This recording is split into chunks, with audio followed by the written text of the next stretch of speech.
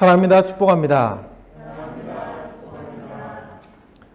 지난 일주일은 고난주간이었습니다. 교회를 조금이라도 다닌 친구들이라면 기독교에서 고난주간의 의미가 무엇인지 잘 알고 있겠죠.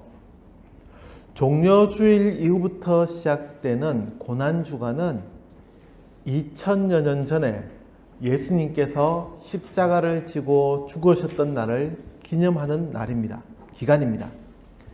이 고난주간에는 최후의 만찬이 있었던 날도 있고 십자가에 죽으셨던 성금요일, 거룩한 금요일도 있습니다.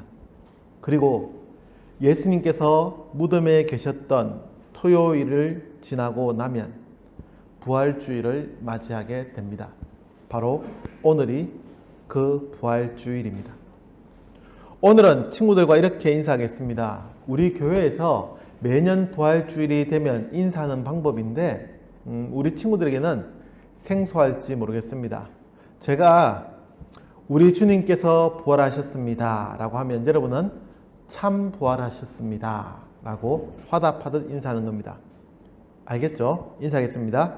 우리 주님께서 부활하셨습니다. 이번에는 옆에 앉은 친구하고 인사하겠습니다. 친구를 축복하는 마음으로 부활하신 주님의 사랑으로 부활하신 주님의 사랑으로 사랑합니다 라고 인사하겠습니다. 인사해 주시죠. 부활주일 아침에 우리에게 주는 하나님의 말씀을 모두 일어서 함께 읽겠습니다. 다 찾았죠? 같이 읽습니다. 시작. 그가 여기 계시지 않고 그가 말씀하시던 대로 살아나셨느니라.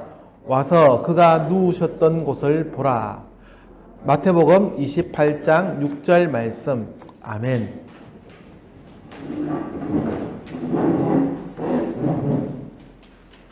기독교는 경전 종교에 속합니다. 다시 말해 경전을 가지고 있는 종교라는 의미입니다. 경전을 가진 종교는 대표적으로 기독교와 유대교 그리고 이슬람 등이 있습니다.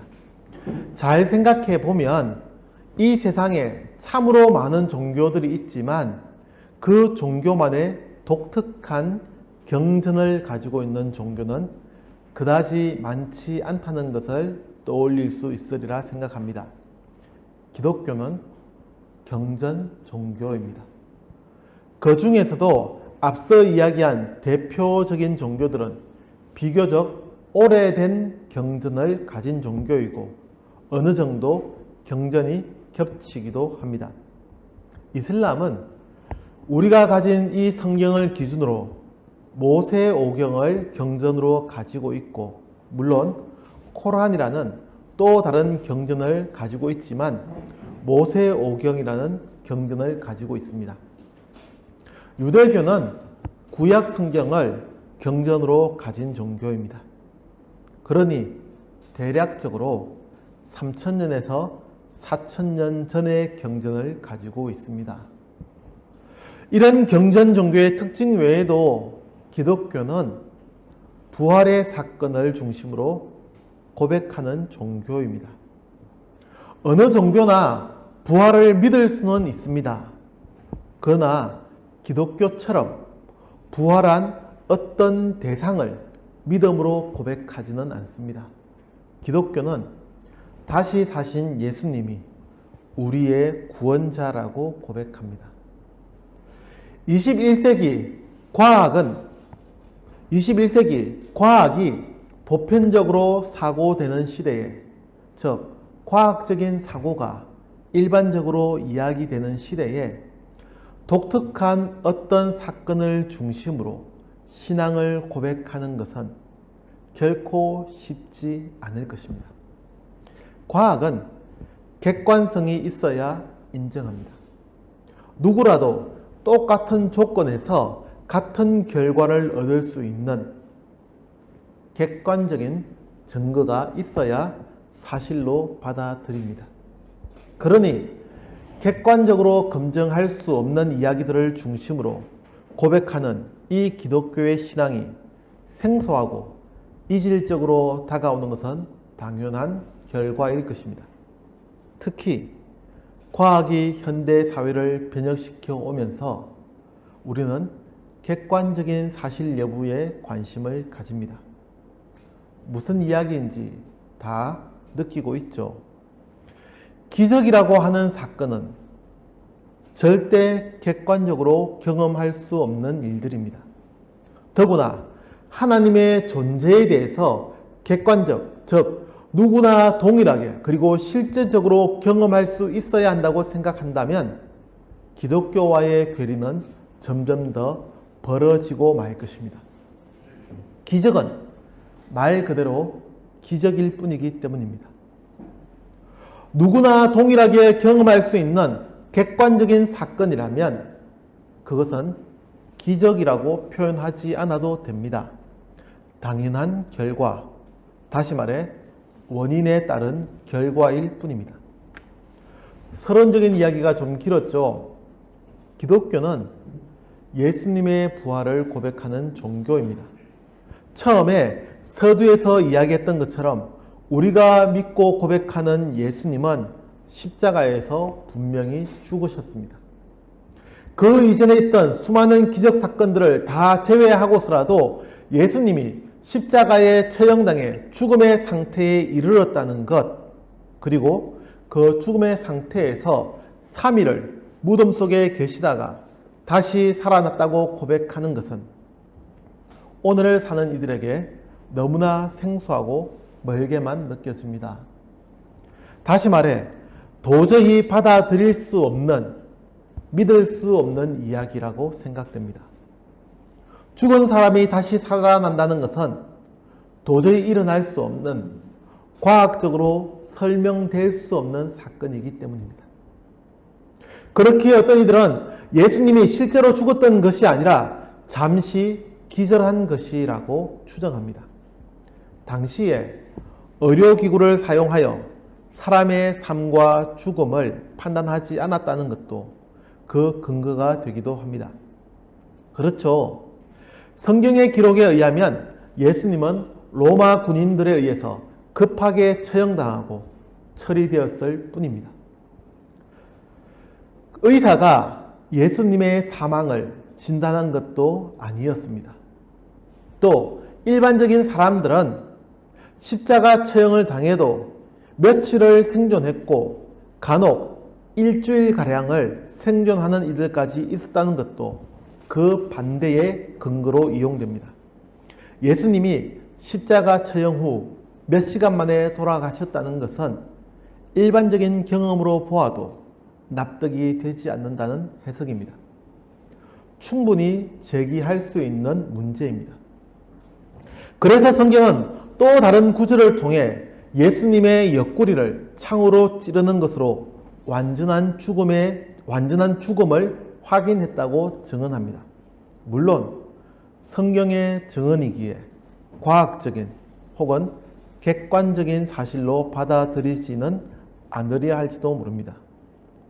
그럼에도 기독교는 이 부활을 지난 2000년 동안 동일하게 고백해왔고 이 고백이 갖는 중요성은 기독교의 근간을 이룬다고 해도 과언이 아닐 정도입니다. 단순히 기적의 사건이 일어났다는 것 때문이 아니라 모든 인간이 절대로 해결할 수 없는 이 죽음의 문제를 해결하셨다는 점에서 그 고백의 중요성이 있습니다. 무엇보다도 오늘 2021년 부활주의를 맞이하면서 저는 희망의 부활로 예수님의 부활을 생각해 보려 합니다. 다시 본문의 제목을 잠시 생각해 보죠. 왜 저는 부활의 희망이라고 하지 않고 희망의 부활이라고 표현했을까요? 무슨 의미인지 이해가 되나요? 희망의 부활과 부활의 희망. 부활의 희망이라고 하면 자칫 우리가 다시 부활한다는 사실에 대한 희망으로 생각될 수도 있기 때문입니다. 그래서 저는 더 정확하게 표현하기 위해 희망의 부활이라고 정하게 되었습니다. 예수님의 부활이 단순히 기적으로 끝나지 않고 희망으로서의 부활이었다는 것을 강조하기 위해서입니다. 다시 기적에 대한 이야기로 돌아가서 기적은 객관적으로 경험할 수 없는 사건이기에 기적이라고 합니다. 사람이 죽었다가 다시 살아나는 것도 기적의 사건이고 그렇게 일반적으로 경험할 수 없는 사건이라는 것이 분명합니다. 성경에서도 알고 있죠. 성경에 기록된 사건들의 시간 간격은 대략 2000여 년입니다. 이 2000여 년의 시간 동안 부활을 경험한 이들은 손으로 꼽을 정도에 불과합니다. 그 정도로 이 기적은 일반적이지 않은 사건이었습니다. 그렇기에 지금 당장 경험할 수 없다고 하여 부활의 사건이 실제 했었는지에 대해서 이야기하는 것은 불가능합니다. 궁금해할 수는 있으나 진실 혹은 거짓이라는 식으로 판단할 수는 없다는 말씀을 드리는 겁니다. 무엇보다도 성경은 예수님, 즉 구원자인 그리스도의 삶과 죽음에 대해서 오랜 기록들을 통해 알려주고 있습니다. 하나님은 예수님의 삶과 죽음에 대해서 선지자들을 통해 몇백 년 전부터 미리 알려주시며 약속하셨고 그 약속은 실제적인 사건으로 일어났습니다. 하나님은 예전부터 약속해 오셨던 기적의 사건을 현실화하면서 하나님의 약속이 결코 거짓이 아님을 보여주셨습니다. 그리고 그 부활의 약속은 이제 우리를 향하고 있습니다. 하나님께서 불가능한 죽음의 문제를 해결하시고 예수님을 부활하게 하신 것처럼 우리도 마지막 날에는 다시 부활하게 될 것임을 믿게 하는 것입니다. 기독교는 지난 시간 동안 이 믿음의 고백과 해석을 토대로 부활주의를 지켜왔습니다. 기적의 사건이기에 앞으로도 절대 일어날 수 없는 사건이 아니라는 것입니다. 하나님의 약속이 성취된 것이기에 모든 이들을 향한 희망이 되고 예수님의 부활은 우리 모두에게 희망의 부활이라는 사건이 됩니다. 그렇다고 하여 이제는 부활을 일반적으로 경험할 수 있다는 이야기를 하는 것이 아닙니다. 마지막 예수님이 다시 오시는 그날에 경험하게 될 사건이라는 이야기입니다. 그래서 예수님의 부활은 우리에게 희망이 됩니다. 예수님의 부활은 희망의 부활입니다.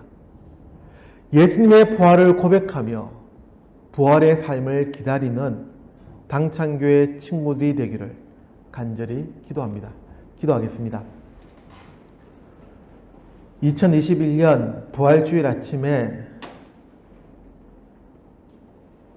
죽음의 모든 권세를 이기시고 다시 사신 예수님을 생각하며 희망의 부활에 대해서 고백합니다. 하나님, 예수님께서 다시 사시고 일어나셨던 것처럼 우리들도 마지막 날에 다시 살아날 것임을 고백하며 희망의 부활을 고백하게 하옵소서. 예수님의 이름으로 기도합니다. 아멘.